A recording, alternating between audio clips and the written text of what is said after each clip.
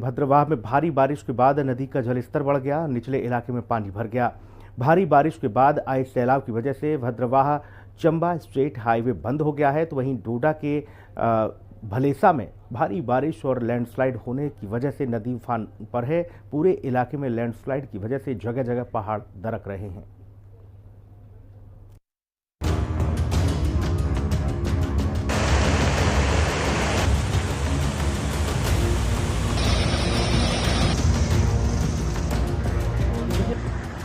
पूरा पहाड़ सड़क पर आ गया।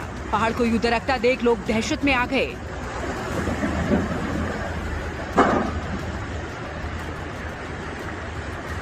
पहाड़ का एक हिस्सा टूटकर गिर गया और एक हिस्सा नदी को चीरता हुआ नदी में गिरा।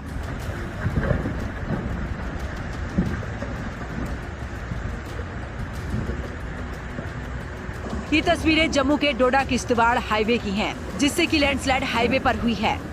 48 घंटे की लगातार बारिश के बाद जैसे ही थोड़ी देर के लिए धूप निकली, पहाड़ चटकने लगे।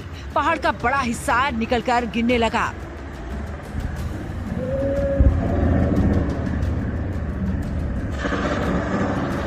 फिलहाल भारी भरकम मशीनों से आए बड़े बड़े बोल्डर्स को हटाया जाता है।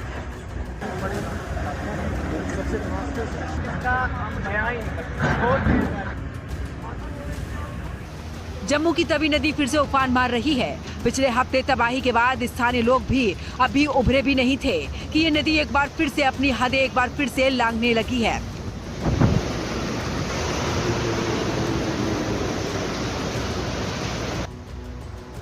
तवी के बहाव की चपेट में दिल्ली में पुल को जोड़ने वाला हिस्सा पानी के बहाव में बह गया। वहां पर फौज ने लोहे के पुल से लाइफलाइन को जोड़ दी, लेकिन नदी के उफान की आवाज डरा रही है। मूसलाधार बारिश के चलते प्रशासन अलर्ट मोड में है, क्योंकि पानी किसी भी वक्त रोक रूप ले सकता है। उत्तर भारत जलमग्न है। जहां नजर घुमाइए सिर्फ और सिर्फ पानी ही नजर आएगा। जहां नदियां उफान पर हैं, बादल फटने की घटनाएं लगातार बढ़ रही हैं। पानी के प्रकोप से लोग हैरान और परेशान हैं। मदद की आस लगाए बैठे हैं। किसी ने भी नहीं सोचा था कि हर साल बिहार और पूर्वी उत्तर प्रदेश में तबाही मचने वाली बाढ़ इस बार पंजाब, हिमाचल और जम्मू में ऐसा रौद्र रूप अपनाएगी।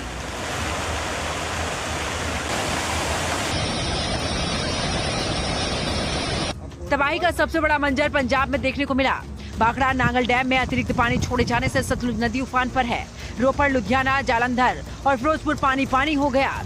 घग्गर और रावी नदी ने इस मुसीबत को और भी ज्यादा बढ़ा दिया। 30 अगस्त तक 1800 से ज्यादा गांव जलमग्न हो गए थे।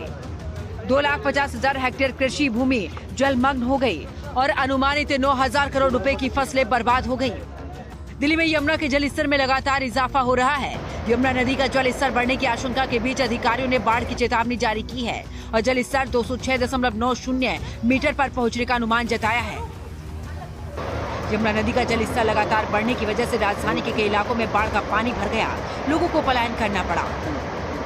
राष्ट्रीय राजधानी दिल्ली में लगातार यमुना का जलस्तर खतरे के निशान के ऊपर बरकरार है। अगर आप पीछे की तस्वीरें देखेंगे तो साफ तौर पर यमुना का जो जलस्तर है वो लोहे वाले पुल को टच होता हुआ दिखाई दे रहा। यानी जब एक बार में ये बहाव जा रहा है तो ये बहाव लोहे के पुल के पास उसको टच कर रहा है। यानी अब अगर बात कर ली जाए तो यमुना का जलस्तर 207 के लगभग जा पहुंचा है, जो अपने आप में एक खतरे के निशान के बेहद ऊपर है। और ऐसे में आम जनमानस को जो है वो सुरक्षित स्थानों पर यानी राहत कैंपों में ले जाया जा रहा है। अगर बात कर ली जाए तो नॉर्मल जो इसका जल स्तर रहता है वो 204.50 मीटर है। वहीं अगर इसके डेंजर जोन की बात कर लें तो 205.33 मीटर है। लेकिन और ऊपर अगर डेंजर जोन का जिक्र कर लें तो 206 मीटर होता है और हाई लेवल जोन जो होता है डेंजर वो 208.66 मीटर के लगभग होता है।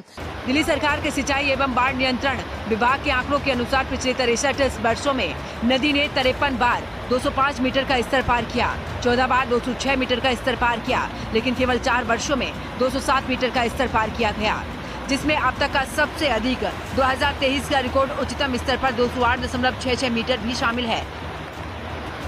लगातार हो रही बारिश की वजह से उत्तर प्रदेश में बाढ़ की स्थिति को और भी गंभीर बना दिया है।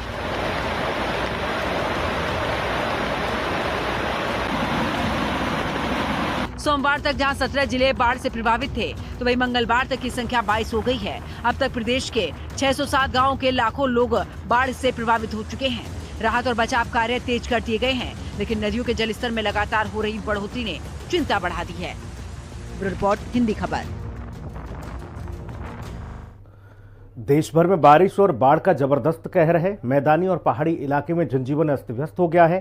कांग्रेस सांसद राहुल गांधी ने इसे लेकर एक्स पर पोस्ट किया और बीजेपी सरकार पर जमकर निशाना साधा।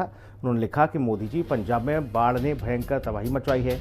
जम्मू कश्मीर, हिमाचल और उत्तराखंड में भी स्थिति बेहद चिंताजनक है। ऐसी मुश्किल समय में आपका ध्यान और केंद्र सरकार की सक्रिय मदद अत्यंत आवश्यक है। हजारों परिवार अपने घर, जीवन और अपनों को बचाने के लिए संघर्ष कर रहे हैं।